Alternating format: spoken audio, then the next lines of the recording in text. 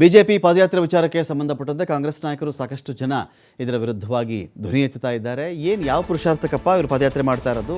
ಮೊದಲು ಇವರದ್ದೇ 30 ಹಗರಣಗಳಿದೆ, ಬೇರೆ ಬೇರೆ ನಿಗಮ ಮಂಡಳಿ, ಅನಂತರದಲ್ಲಿ CAG ರಿಪೋರ್ಟ್ಗಳು, ಇವರು ಆರೋಗ್ಯ ಸಚಿವರು ಏನೇನು ಮಾಡಿದರು, ಯಾವ ಸಚಿವರು ಏನೇನು ಮಾಡಿದರು ಎಲ್ಲ ಗೊತ್ತಿದೆ.